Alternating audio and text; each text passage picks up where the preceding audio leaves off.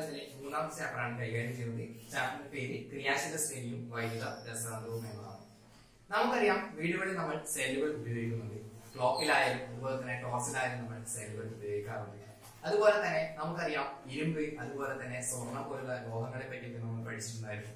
അവയൊക്കെ ചില ലോഹങ്ങൾക്ക് ലോഹനാശം ഉണ്ടാകുന്നുണ്ട്. അതൊക്കെ നമുക്ക് ഈ ചാപ്റ്ററിൽ പഠിക്കാനുണ്ട്. നമുക്കറിയാം വീട്ടിലെ വിളക്ക് എന്ന് പറയുന്ന സാധനത്തിൽ ക്ലാവ് പിടിക്കുന്നുണ്ട്. അതുപോലുള്ള കാര്യങ്ങളൊക്കെ ഈ ചാപ്റ്ററിൽ നമുക്ക് ഡിസ്കസ് ചെയ്യാനുണ്ട്. നമുക്ക് ആദ്യം നോക്കാനുള്ളത് ചില ലോഹങ്ങളുടെ ജലവുമായുള്ള രാസപ്രവർത്തനമാണ്. നമുക്ക് നോക്കാം ഓരോ ലോഹങ്ങൾ, അതായത് നമുക്ക് 3 ലോഹങ്ങളാണ് പഠിക്കാനുള്ളത്. ഒന്ന് സോഡിയം, രണ്ടാമത്തത് മെഗ്നീഷ്യം, മൂന്നാമത്തത് കോപ്പർ. ഈ 3 ലോഹങ്ങൾ ജലവുമായി എങ്ങനെയാണ് രാസപ്രവർത്തനത്തിൽ ഏർപ്പെടുന്നത് നമുക്ക് നോക്കാനുണ്ട്. തണുത്ത ജലവുമായുള്ള രാസപ്രവർത്തനം നോക്കാനുണ്ട്. അതുപോലെ തന്നെ ചൂടുള്ള ജലവുമായുള്ള രാസപ്രവർത്തനം നോക്കാനുണ്ട്. നമുക്ക് എക്സ്പെരിമെന്റ് ചെയ്ത് നോക്കാം. നമുക്കപ്പോൾ എക്സ്പെരിമെന്റിലേക്ക് കടക്കാം. ഇവിടെ 3 ടെസ്റ്റ് ട്യൂബുകളിൽ തുല്യ അളവിൽ ജലം എടുത്തിട്ടുണ്ട്. ഇതിലേക്ക് ഞാൻ എന്ത് ചെയ്യുന്നു, നമ്മൾ നേരത്തെ പറഞ്ഞ ലോഹങ്ങൾ, അതായത് കോപ്പർ, മെഗ്നീഷ്യം, അതുപോലെ തന്നെ സോഡിയം, ഈ 3 ലോഹങ്ങൾ ഞാൻ ഇതിലേക്ക് നിക്ഷേപിച്ചു കൊടുക്കുന്നു. ഞാൻ ആദ്യം എടുക്കുന്നത് ഈ ടെസ്റ്റ് ട്യൂബിലേക്ക് ഞാൻ കോപ്പർ എടുത്തിട്ട് കൊടുക്കുന്നു. എന്തെങ്കിലും രാസപ്രവർത്തനം നടക്കുന്നുണ്ടോ എന്ന് നിങ്ങൾ നോക്കുക. അതുപോലെ തന്നെ രണ്ടാമത്തെ ടെസ്റ്റ് ട്യൂബിലേക്ക് ഞാൻ മെഗ്നീഷ്യം റിബണായിട്ട് ഉരച്ച് വൃത്തിയാക്കിയ മെഗ്നീഷ്യം റിബണാണ്, അത് ഞാൻ ഇതിലേക്ക് ഇട്ട് കൊടുക്കുന്നു. എന്തെങ്കിലും രാസപ്രവർത്തനം നടക്കുന്നുണ്ടോ എന്ന് നിങ്ങൾ നോക്കുക. അതുപോലെ തന്നെ ഞാൻ നേരത്തെ സോഡിയം ഇവിടെ മുറിച്ച് വെച്ചിട്ടുണ്ട്. ആ സോഡിയം ഞാൻ ഒരു ഈർക്കിൽ കഷ്ണം കൊണ്ട് ഇതിലേക്ക് നിക്ഷേപിക്കുന്നു. എന്തെങ്കിലും രാസപ്രവർത്തനം നടക്കുന്നുണ്ടോ എന്ന് നോക്കുക.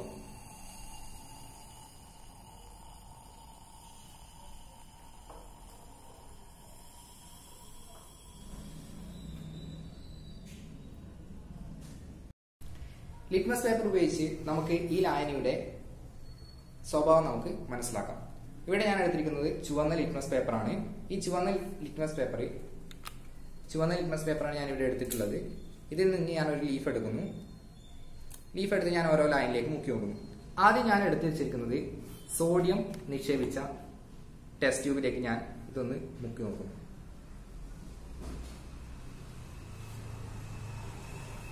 ഇവിടെ നമുക്ക് കാണാൻ കഴിയുന്നുണ്ട് ഒരു നീല നിറത്തിലേക്ക് ഇത് മാറിയിട്ടുണ്ട്. അതായത് ചുവന്ന ലിറ്റ്മസിനെ അത് നീല നിറമാക്കി മാറ്റിയിട്ടുണ്ട്. ഇനി നമുക്ക് മറ്റൊരു ലിറ്റ്മസ് പേപ്പർ എടുത്ത് രണ്ടാമത്തെ ടെസ്റ്റ് ട്യൂബിലേക്ക്, അതായത് മെഗ്നീഷ്യം ഇട്ട ടെസ്റ്റ് ട്യൂബിലേക്ക് ഞാൻ നിക്ഷേപിച്ചു നോക്കുന്നു.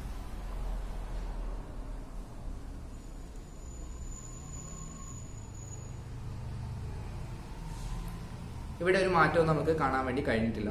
കാരണം മെഗ്നീഷ്യം എന്ത് ചെയ്യുന്നില്ല, തണുത്ത ജലവുമായി രാസപ്രവർത്തനത്തിൽ ഏർപ്പെടുന്നില്ല. അതുപോലെ തന്നെ മൂന്നാമത്തെ ലിറ്റ്മസ് പേപ്പർ എടുത്ത് ഞാൻ കോപ്പർ നിക്ഷേപിച്ച് ടെസ്റ്റ് ട്യൂബിലേക്ക് മുക്കി നോക്കുന്നു.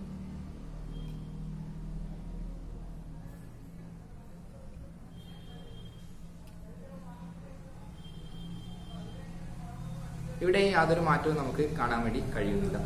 അതായത് ഇവിടെ നമുക്ക് സോഡിയം മാത്രമേ തണുത്ത ജലവുമായി രാസപ്രവർത്തനത്തിൽ ഏർപ്പെടുന്നു എന്നുള്ള നിഗമനത്തിലേക്ക് എത്താൻ വേണ്ടി സാധിക്കുന്നു. ഇപ്പോൾ അവിടെ നമ്മൾ 3 ലോഹങ്ങളാണ് ഉപയോഗിച്ചിട്ടുള്ളത്. ഒന്ന് സോഡിയം, രണ്ടാമത്തെ മെഗ്നീഷ്യം, മൂന്നാമത്തത് കോപ്പർ. ഇവിടെ നമുക്ക് സോഡിയത്തിൽ മാത്രമേ റിയാക്ഷൻ നടക്കുന്നതായിട്ട് കാണാൻ വേണ്ടി സാധിച്ചിട്ടുള്ളൂ. അതായത് സോഡിയം ജലവുമായി രാസപ്രവർത്തനത്തിൽ ഏർപ്പെട്ടിട്ട് സോഡിയം ഹൈഡ്രോക്സൈഡും ഹൈഡ്രജൻ വാതകവുമായിട്ട് മാറും. അതായത് നമുക്ക് കാണാൻ വേണ്ടി കഴിഞ്ഞിട്ടുണ്ടായിരുന്നു വാതക കുമിളകൾ പുറത്തേക്ക് വരുന്നു. അത് ഹൈഡ്രജൻ വാതകത്തിന്റെ കുമിളകളാണ്. നമുക്ക് ഈ ഇക്വേഷൻ ബാലൻസ് ചെയ്ത് കഴിഞ്ഞാൽ 2Na plus 2H2O gives 2NaOH plus H2. ഇതാണ് ഇതിന്റെ സമീകൃത സമവാക്യം അല്ലെങ്കിൽ ബാലൻസ്ഡ് കെമിക്കൽ ഇക്വേഷൻ എന്ന് പറയുന്നത്. ഇവിടെ നമുക്ക് സോഡിയത്തിന് മാത്രമേ രാസപ്രവർത്തനം നടന്നിട്ടുള്ളൂ. അതുപോലെ തന്നെ മെഗ്നീഷ്യം അതുപോലെ തന്നെ കോപ്പർ ഇവ രണ്ടും എന്ത് ചെയ്യുന്നില്ല, തണുത്ത ജലവുമായി രാസപ്രവർത്തനത്തിൽ ഏർപ്പെടുന്നില്ല.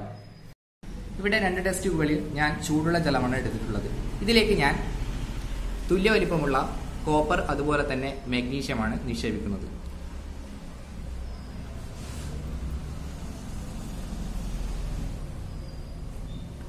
നമുക്ക് 2 ടെസ്റ്റ് ട്യൂബുകൾ ഒന്ന് ഷെയ്ക്ക് ചെയ്ത് നോക്കാം.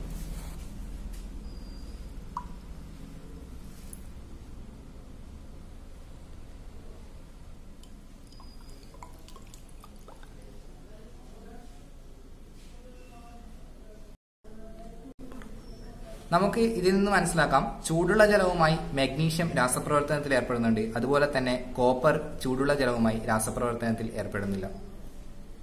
നമ്മൾ ലോഹങ്ങൾ ചൂടുള്ള ജലവുമായി രാസപ്രവർത്തനത്തിൽ ഏർപ്പെടുന്നതാണ് നോക്കുന്നത്.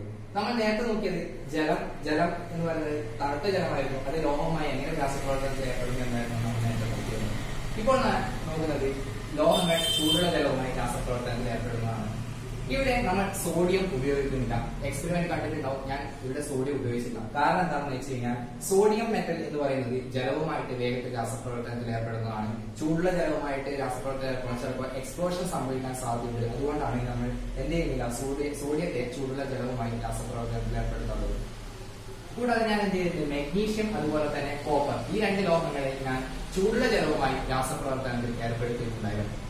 നമുക്കവിടെ എന്താണ് രാസപ്രവർത്തനം നടക്കുന്നത് നോക്കാം. അതിനു മുന്നേ ഇവിടെ മെഗ്നീഷ്യവും കോപ്പറും നമ്മൾ ഉപയോഗിച്ച സമയത്ത് മെഗ്നീഷ്യത്തിൽ മാത്രമാണ് രാസപ്രവർത്തനം നടക്കുന്നതായിട്ട് കണ്ടത്. അതുപോലെ തന്നെ കോപ്പറിന് എന്തില്ല, രാസപ്രവർത്തനം നടക്കുന്നില്ല. അപ്പോൾ നമുക്കിവിടെ മെഗ്നീഷ്യത്തിന് എന്ത് രാസപ്രവർത്തനമാണ് നടക്കുന്നതെന്ന് നോക്കാം. Mg+H2O gives MgOH twice plus H2 gas.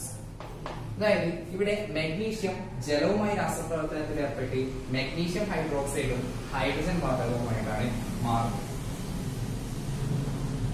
ഈ ഇക്വേഷൻ നമ്മൾ ബാലൻസ് ചെയ്യുകയാണെങ്കിൽ ഇവിടെ 2 ചേർത്ത് കൊടുത്തു കഴിഞ്ഞാൽ മെഗ്നീഷ്യം ബാലൻസ്ഡ് ആണ്. അതുപോലെ തന്നെ ഹൈഡ്രജൻ 2, 2, 4, ഇവിടെ 2 ഉണ്ട്, ഇവിടെ 2 ഉണ്ട്. ഓക്കെ, അത് ബാലൻസ്ഡ് ആണ്. ഓക്സിജൻ രണ്ടെണ്ണം.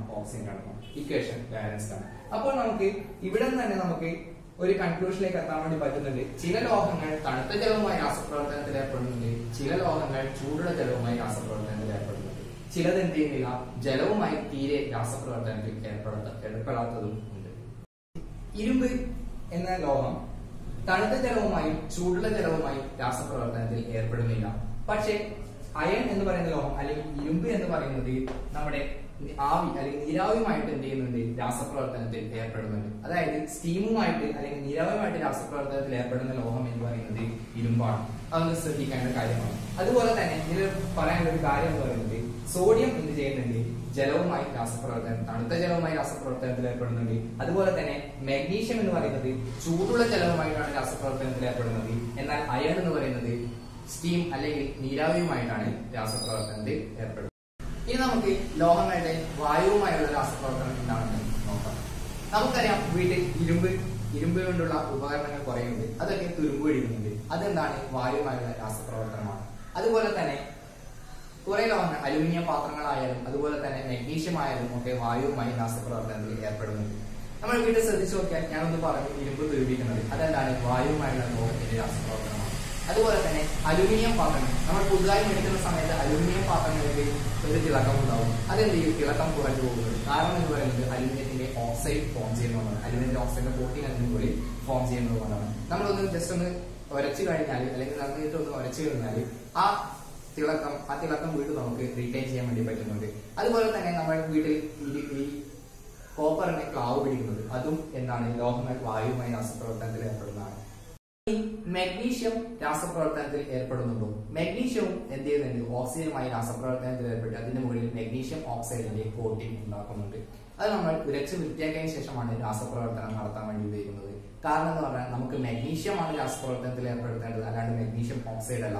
നമ്മൾ HCl കൂടെ മെഗ്നീഷ്യം ഇടുകയാണെങ്കിൽ ആ മെഗ്നീഷ്യത്തിന് മുകളിലുള്ള കോട്ടിംഗ് നമ്മൾ എന്ത് ചെയ്യണം, ആദ്യം ഉരച്ചു മാറ്റണം. അത് കഴിഞ്ഞ ശേഷം മെഗ്നീഷ്യം ലോഹം, തിളക്കമുള്ള ലോഹം നമുക്ക് കിട്ടും. ആ ലോഹമാണ് നമ്മൾ ഇതിലേക്ക് ഇടുന്നത്. ഇവിടെ ഒരു കാര്യം പറയാനുണ്ട്, എന്താണ് ലോഹദ്യുതി എന്നത്.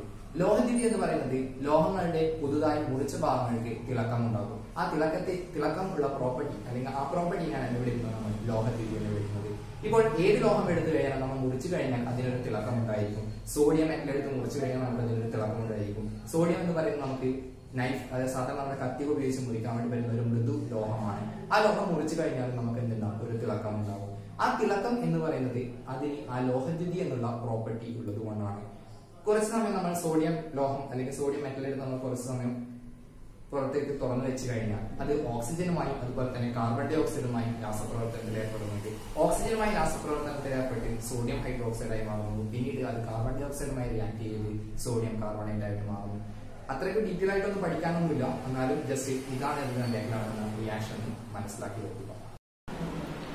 ഇനി നമുക്ക് ആസിഡ് മെറ്റലുമായിട്ടുള്ള രാസപ്രവർത്തനം നമുക്ക് നോക്കാം. അതായത് ഞാനിവിടെ 4 ടെസ്റ്റ് ട്യൂബുകളിൽ തുല്യ അളവിൽ നേർപ്പിച്ച HCl എടുത്തിട്ടുണ്ട്. എല്ലാവരും ഒരേ ഗാഢതയാണ്. ഇതിലേക്ക് ഞാൻ വ്യത്യസ്ത ലോഹങ്ങൾ നിക്ഷേപിച്ച് നോക്കുകയാണ്. ഇവിടെ ആദ്യം എടുത്തുള്ള സിങ്ക് ആണ്, രണ്ടാമത് എടുത്തുള്ള കോപ്പർ ആണ്, മൂന്നാമത് എടുത്തത് ഇരുമ്പ് ആണ്, അതുപോലെ തന്നെ നാലാമത് എടുത്തിരിക്കുന്നത് മാഗ്നീഷ്യം ആണ്. അപ്പോൾ നമുക്ക് ഓരോന്നായി ഇട്ട് നോക്കാം. ആദ്യം ഞാൻ എടുക്കുന്നത് സിങ്ക് എടുക്കുന്നു. സിങ്ക് എടുത്ത് ഞാൻ നേർപ്പിച്ച HClലേക്ക് ഇട്ട് നോക്കുന്നു. അതുപോലെ തന്നെ കോപ്പർ ഞാൻ എടുത്തു നോക്കുന്നു. കോപ്പർ എടുത്ത് ഞാൻ നേർപ്പിച്ച HClലേക്ക് നിക്ഷേപിക്കുന്നു. അതുപോലെ തന്നെ ഇരുമ്പ് ഞാൻ ഈ HCl ലൈനിലേക്ക് ഇട്ട് കൊടുക്കുന്നു. അതുപോലെ തന്നെ മാഗ്നീഷ്യം ഞാൻ ഈ നേർപ്പിച്ച HClലേക്ക് നിക്ഷേപിച്ചു കൊടുക്കുന്നു. നിങ്ങൾക്ക് തന്നെ ഒബ്സർവ് ചെയ്യാൻ വേണ്ടി പറ്റും, ഏറ്റവും കൂടുതൽ രാസപ്രവർത്തനം നടക്കുന്നത് മാഗ്നീഷ്യത്തിലാണ്. പിന്നീട് നടക്കുന്നത് സിങ്കിലായിരിക്കാം. നിങ്ങൾ ശ്രദ്ധിച്ചു നോക്കിയാൽ തിരിയും, സിങ്കിൽ വാതക കുമിളകൾ പുറത്തേക്ക് വരുന്നത് കാണാൻ വേണ്ടി പറ്റും.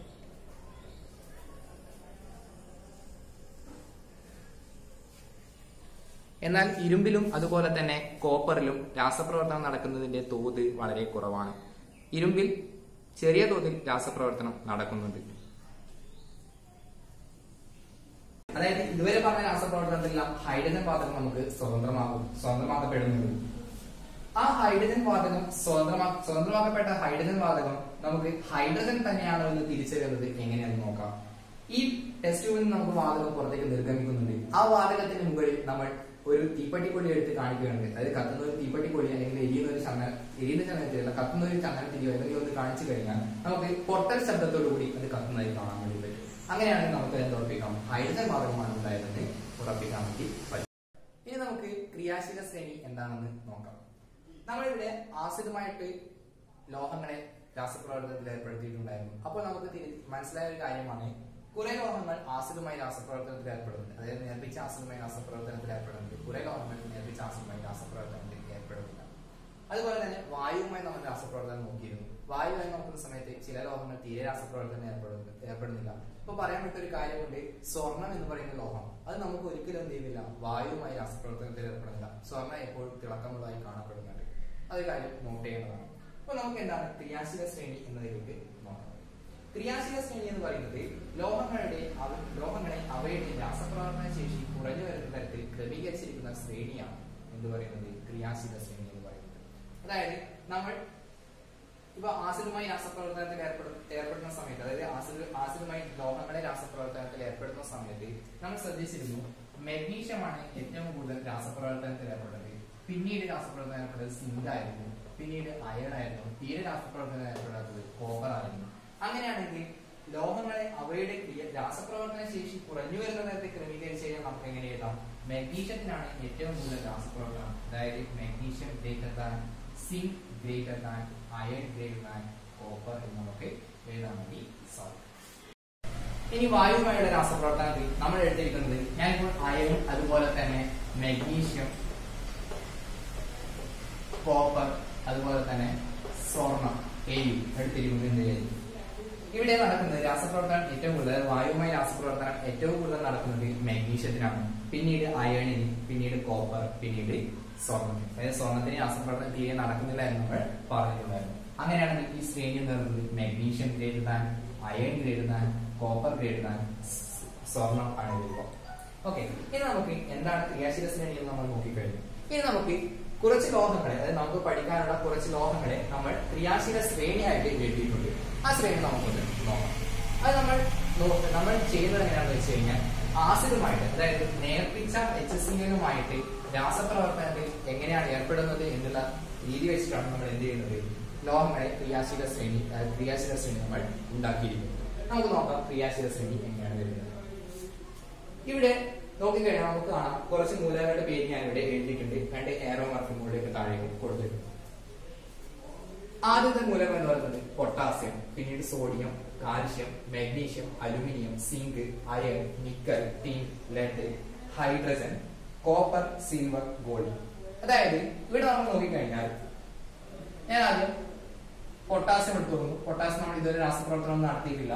സോഡിയം നമ്മൾ രാസപ്രവർത്തനം നടത്തിയിട്ടുണ്ടായിരുന്നു. സോഡിയം ജലവുമായിട്ട് രാസപ്രവർത്തനത്തിൽ ഏർപ്പെടുത്തിയിട്ടുണ്ടായിരുന്നു. അപ്പോൾ നമുക്ക് എന്ത് ചെയ്തു, പെട്ടെന്ന് തന്നെ രാസപ്രവർത്തനം നടക്കുന്നതായിട്ട് കാണാൻ വേണ്ടി പറ്റിയിട്ടുണ്ടായിരുന്നു. അതുപോലെ തന്നെ മാഗ്നീഷ്യം നോക്കിയ സമയത്ത് വേഗത്തിൽ രാസപ്രവർത്തനം നടത്തുന്നു. അതായത് മെഗ്നീഷ്യത്തിന് എടുത്ത് നോക്കിയാൽ നമ്മൾ ഏത് രാസപ്രവർത്തനം എടുത്ത് നോക്കിക്കഴിഞ്ഞാൽ അവിടെ എന്ത് ചെയ്യുന്നത് മെഗ്നീഷ്യം എന്ന് പറയുന്നത് വളരെ വേഗത്തിൽ രാസപ്രവർത്തനത്തിൽ ഏർപ്പെടുന്നതായി നമുക്ക് കാണാൻ വേണ്ടി കഴിയുന്നുണ്ടായിരുന്നു. അതുപോലെ തന്നെ നമ്മൾ സിങ്ക് എടുത്തിട്ടുണ്ടായിരുന്നു.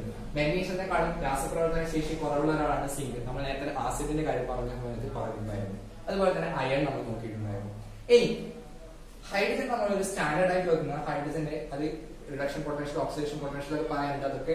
അതൊന്നും നമുക്ക് പഠിക്കാനില്ല. ഹൈഡ്രജൻ നമ്മൾ അതിന്റെ പൊട്ടൻഷ്യൽ ഒക്കെ എന്ത് തന്നെയാണ് പൊട്ടൻഷ്യൽ അതിന്റെ പൊട്ടൻഷ്യൽ എന്ന് പറയുന്നത് നമ്മൾ സീറോ ആക്കിയിട്ടാണ് നമ്മൾ ബാക്കിയുള്ള കാര്യങ്ങളൊക്കെ പറയും. അതൊന്നും ഇപ്പൊ പഠിക്കാനുണ്ടാകും, ഹയർ ക്ലാസ്സുകളിൽ പഠിക്കേണ്ട കാര്യങ്ങളാണ്.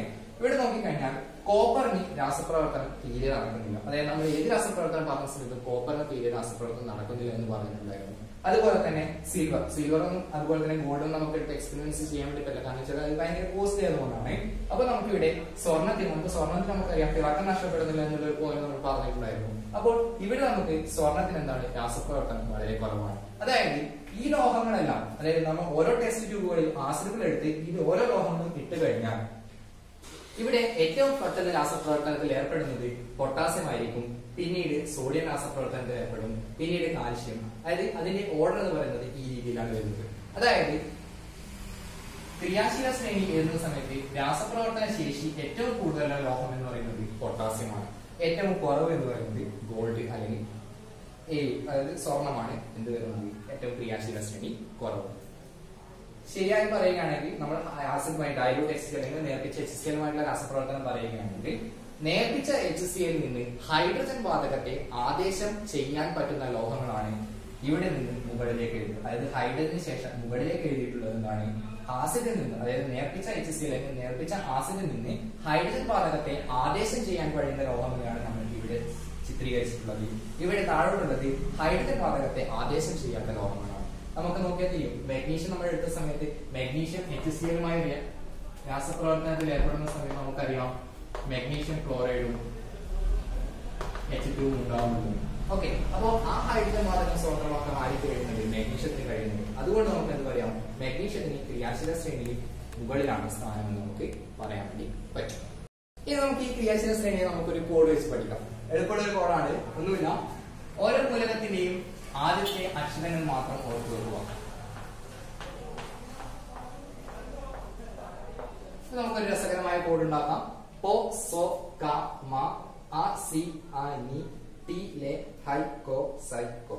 ഓക്കെ, അപ്പൊ കോഡ് എന്ന് പറയുന്നത് പൊസോ ക മ അസിയനി ടി ലെ ഹൈ കോ സൈ കോ. ഇപ്പൊ ക്രിയാശീല ശ്രേണി ഓർത്തു വെക്കാൻ വേണ്ടിയുള്ള ഏറ്റവും നല്ലൊരു കോഡാണ് ഇത്.